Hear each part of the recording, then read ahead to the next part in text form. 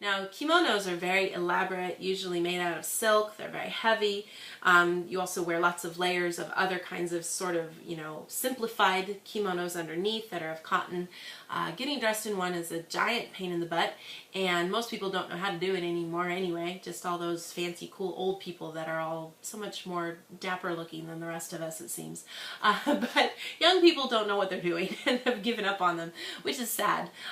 But you might still see some people dress up in kimonos for weddings, funerals, celebrations like their kid graduating, but a lot more people are opting for cute little dresses and suits instead of those kinds of traditional wear. Summertime, though, is a great time to wear a yukata, and you usually tend to see younger people wearing them more than older people.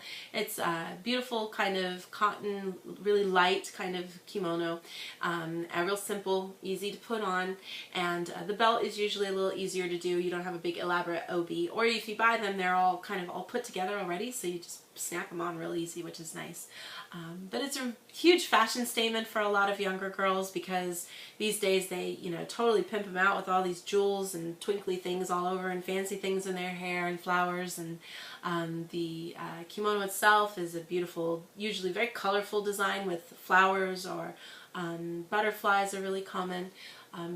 Really bright, loud colors are common for that. And then you might see some people wearing kind of like, altered versions, where they're little short mini skirt versions, frilly lace kinds of versions, all sorts of different things. So, and then as the alternative, if you're a girl and you're like, ew, that's way too girly, I don't want to do that, that's lame, then you have the alternative of wearing kind of like more of a boy version of the yukata, where it's just a kind of an easy fold over tie kind of shirt, and then shorts. That's also made out of a nice light cotton material that usually is colorful, just like the yukata too. But I know in our Hobunk town, that's real common with all the, especially middle school girls. They'd be caught dead in a fancy yukata with, makeup on and pretty ribbons in their hair.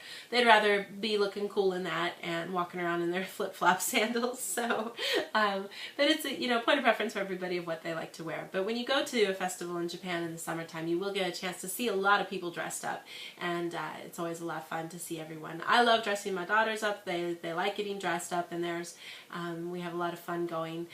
They can be a little tricky to walk in, and if you get the official geta, which is the kind of sandal that you wear with yukata, those are sometimes hard to get used to walking in, but if you just wear flip-flops, that works too. So it's a common image, though, from this time of year. So if you get a chance to come to Japan during the summer, it's miserably hot and hard to deal with, but you get to do so many fun and cool things. So I would still recommend it, definitely, for anybody who has the time. So that's kind of how yukatas work. I'd love to hear if you guys know of any, common dress that's popular in your country from where you're from.